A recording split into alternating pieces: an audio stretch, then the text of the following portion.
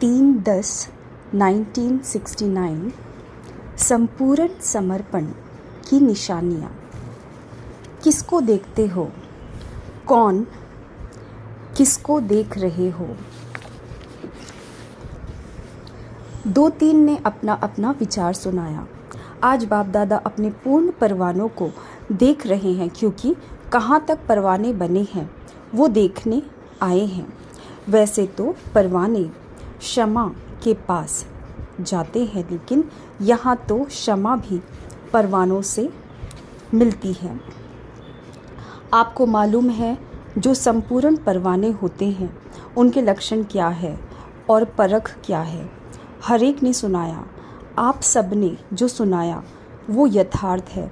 मुख्य सार तो यही निकला कि जो परवाने होंगे वो एक तो क्षमा के स्नेही होंगे, समीप होंगे और सर्व संबंध उस एक के साथ ही होंगे। तो सर्व संबंध, स्नेही, समीप और साहस जो संपूर्ण परवाने होते हैं उनमें यह चारों ही बातें देखने में आती है। तो बाप सबको यहाँ भट्टी में किस लिए किस लिए बुलाया है?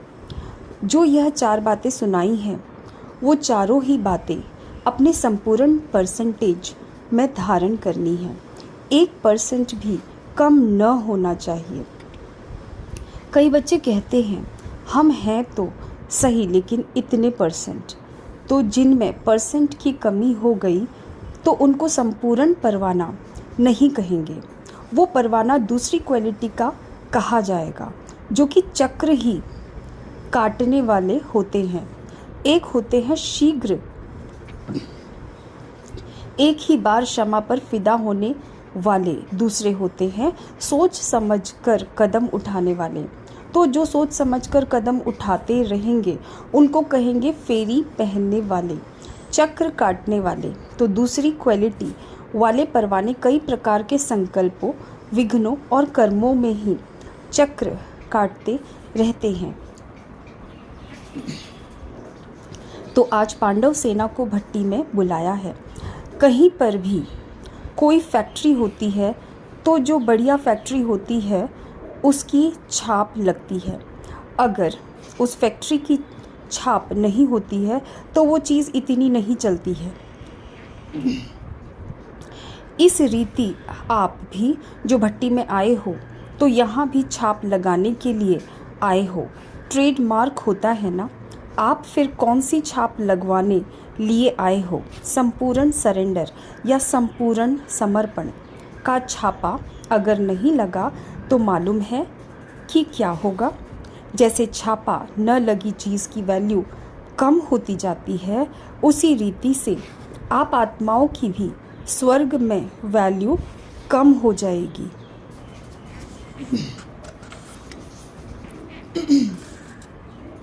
तो अपनी राजधानी में समीप आने लिए यह छापा लगाना ही पड़ेगा।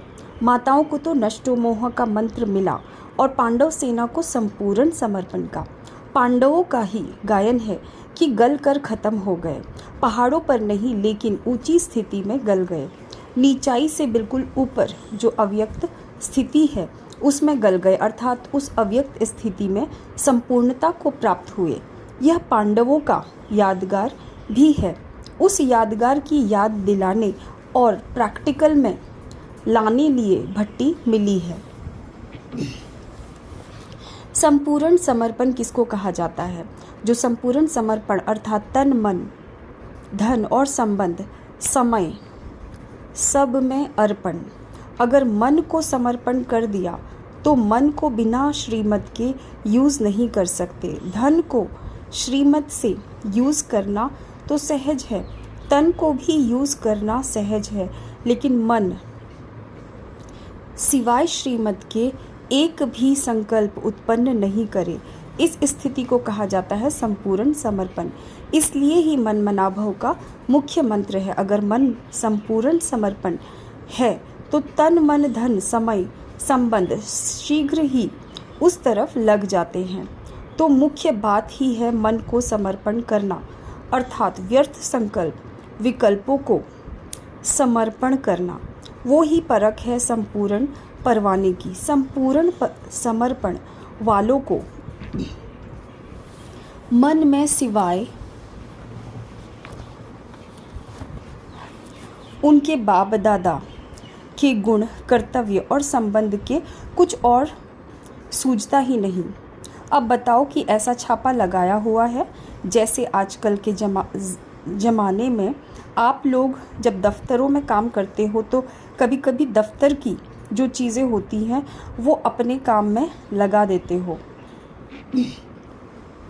इसी रीति जो आपने समर्पण कर दिया तो वह आपकी चीज़ नहीं रही, जिसको दिया उनकी हुई, तो उनकी चीज़ को आप अपने कार्य में यूज़ नहीं कर सकते हो। लेकिन संस्कार होने के कारण कभी कभी श्रीमत के साथ मन मत, देह अभिमान पने की मत, शूद्र पने की मत कहीं कहीं यूज़ कर लेते हो। इसलिए ही कर्मातीत अवस्था व अव्यक्त स्थिति सदा एक रस नहीं रहती है, क्योंकि मन भिन्न भिन्न रस में है तो स्थिति भी भिन्न भिन्न है।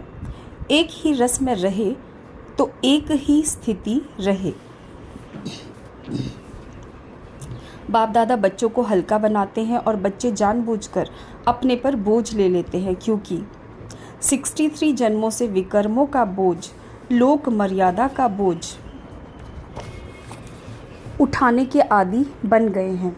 इसलिए बोझ उधार कर भी फिर रख लेते हैं। जिनकी जो आदत होती है वो आदत से मजबूर हो जाते हैं ना, इसलिए अपनी आदत होने कारण अपनी जिम्मेदारी फिर अपने पर ही रख देते हैं। एक एक पांडव अगर संपूर्ण समर्पण बनकर ही निकले तो बताओ क्या होगा।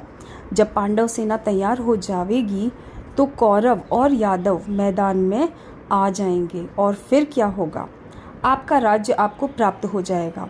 जब तक यह वायदा नहीं किया कि जो सोचेंगे बोलेंगे, जो सुनेंगे जो करेंगे, सो श्रीमत के बिना कुछ नहीं करेंगे, जब तक इस भट्टी से लाभ नहीं ले सकते, तब तक इस भट्टी से लाभ नहीं ले सकते हैं। ऐसा ही उमंग उत्साह लेकर आए हो ना, कुछ बनकर ही निकलेंगे, बदलकर ही निकलेंगे, यह सोचकर आए हो ना, घबराहट तो नहीं होती। जितना जितना गहराई में जाएंगे उतना ही घबराहट गायब हो जाएगी। जब तक किसी भी बात की गहराई में नहीं जाते हैं तो घबराहट आती है। जैसे सागर के ऊपर ऊपर की लहरों में घबराहट होती है, लेकिन सागर के तले में गहराई में क्या होता है, बिल्कुल शांत, और शांत के साथ प्राप्ति भी होती है। इसलिए जब भी कोई घबराहट की बात आए तो गहराई में चले जाना, तो घबराहट गायब हो जाएगी।